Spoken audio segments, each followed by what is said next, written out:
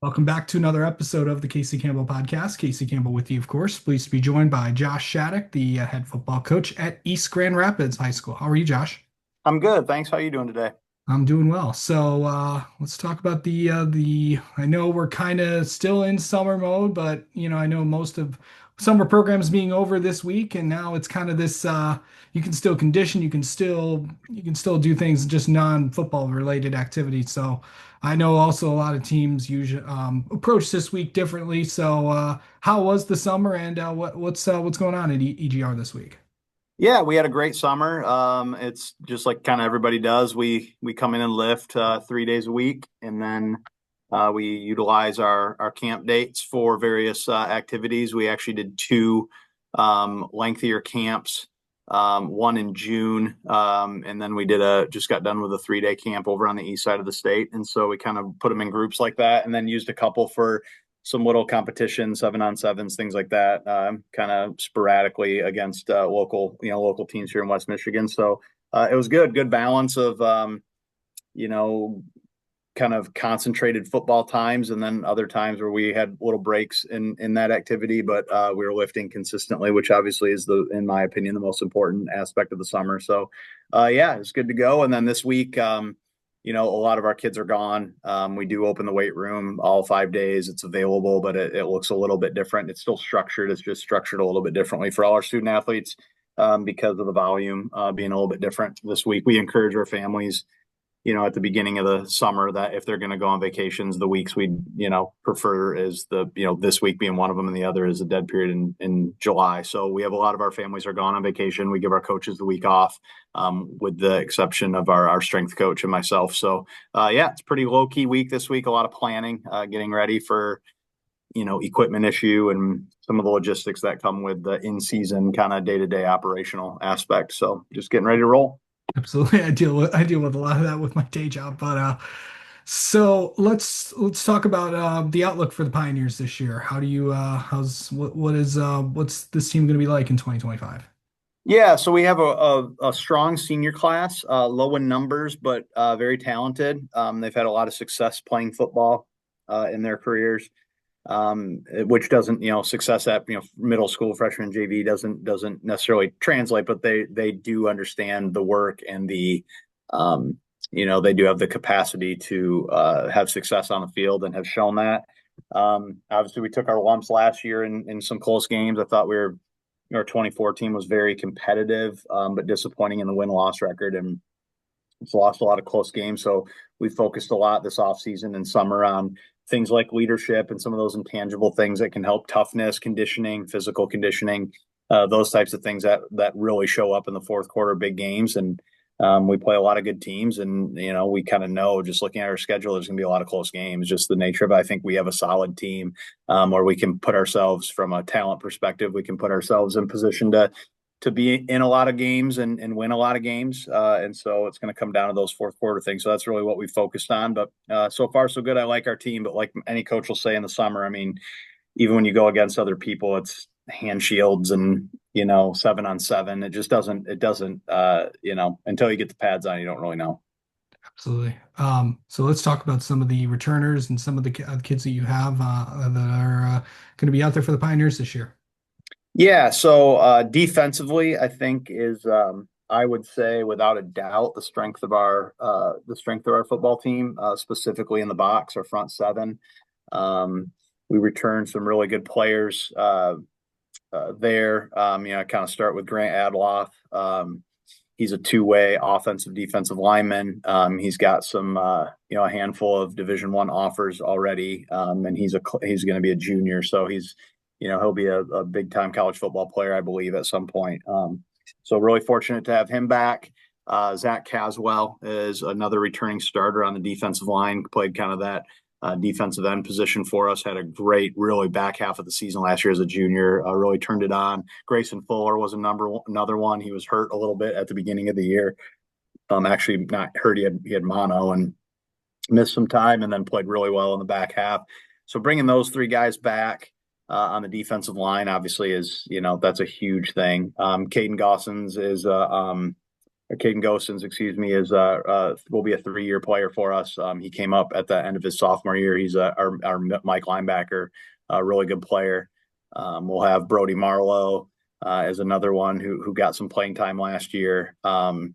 And so in the box there defensively, we just have a lot of guys who are returning, and we had success last year in the box defensively for the most part. So really excited about that.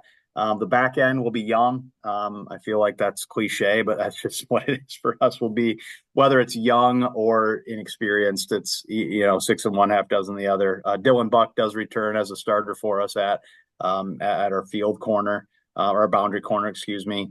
And then we'll have some spots in the back end at safety. Guys like Asa Cox, Tyler Blake were big parts of our offense last year, and they're going to have to share some time over there on defense. Cal Reed is a senior who didn't see the field a ton last year, but has made leaps and bounds and could see himself over there. Jacob Gossens is another one. And then Gibson Putnam is a rising junior who played really well for our JV team. He'll be in the mix over there as well. Absolutely. Um, okay, so let's go to we've talked about the kids. Now let's talk about the upcoming schedule. Of course, starting it off at home, opening up the season on August 28th against Lowell, and then September 5th at South Christian, September 12th at Grand Rapids Christian, excuse me, home against Grand Rapids Christian, September 19th at GRCC, September 26th at Northview, October 3rd home against Holland Christian, October 10th at Middleville. October 17th, excuse me, at against Grand Rapids Ottawa Hills, and then finishing out the regular season home on October 24th against Forest Hill Central. So this is year two of the new divisions that the OK Conference came out with last year after a select few teams started in the River Cities Alliance. So how is now that you're kind of used to all the new teams that you played last year, do you feel how do you feel about this new schedule now that you kind of know a little bit about them? Yeah, so it's nice. It's an identical schedule in terms of the nine opponents are the same. The order shifts very slightly, subtly. Um, on that, we get Grand Rapids Christian or Grand Rapids Catholic Central, excuse me, bumps to the front of the conference schedule instead of the back end like it was last year. So it just kind of bumps through that way. But no, I mean, we are familiar with all of our opponents now.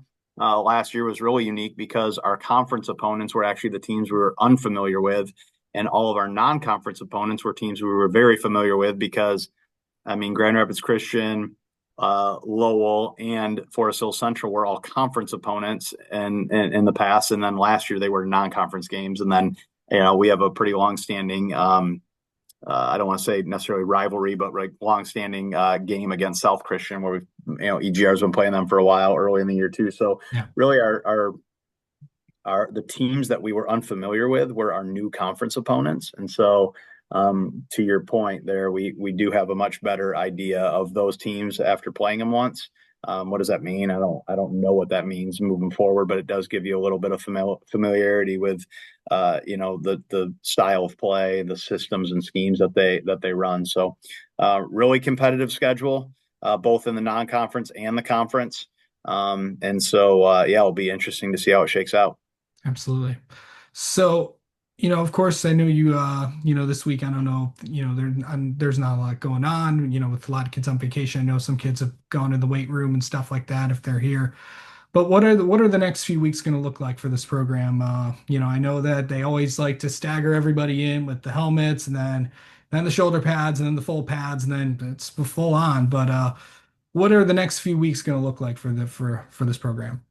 Yeah, so last year the calendar fell this way as well, and this year it does.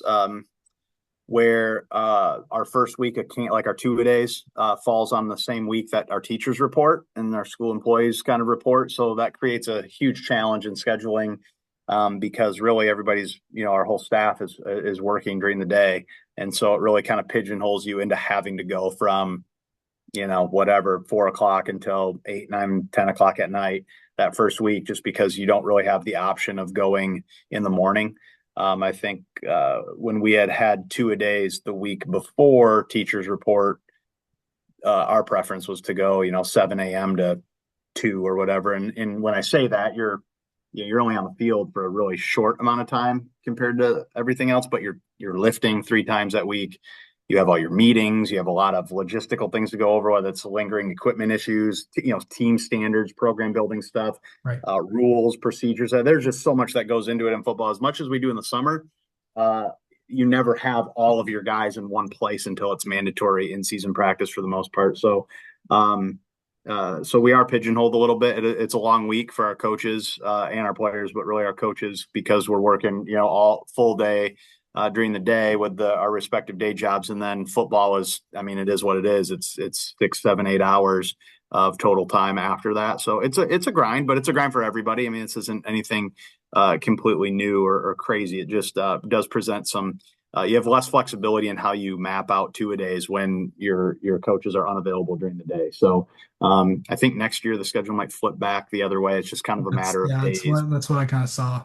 Yeah, so it is nice when two-a-days are kind of like that last week of summer for everybody because you can, you just feel a little more call. You can take care of more things during the day.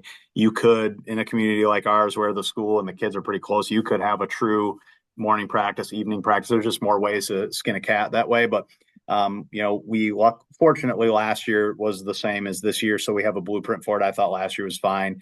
I think the trickiest part, honestly, is how to feed the kids because we're here from 3:30 to call it 9, and you have two practices, meetings, all that, but you have to feed them, but you don't, you got to be careful what you feed them, how much you feed them, those types of things. So our parents chip in big time. Our community helps us out, and our kids were great about it last year. So I don't see that changing.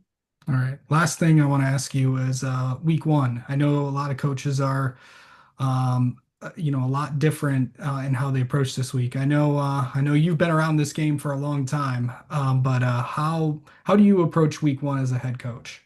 Are you referring to like the first week of practice or week one in terms The of? first game, kind of like, not really, you don't have any game film, you don't have any Oh yeah. previous stuff. You only have the scrimmages and they don't, and I know a lot of teams don't usually show all their cards at those scrimmages. Sure. Yeah, and I think it's a little less of not showing all the cards, and it's more of a lot of the coaches want to get for number one thing, you want to stay healthy in the scrimmage. Right. And the number two thing is you want to see kids play because it's the first real opportunity. You kind of hear that a little bit. I'm not comparing, but you do hear that in like the NFL preseason where they're on almost a snap count. They have to see guys play in certain situations to evaluate. And it almost it's not that they're not trying to win the game, but it's almost more important for them to see guys play in certain situations than it is to maybe schematically maneuver the gameplay. And so for us in the scrimmage, it's very similar where, we want, you really want your starters in for like, honestly, like 4 to 6 snaps against each team, which sounds so limited, but you kind of know who those guys are. What you're really looking for is those fringe players.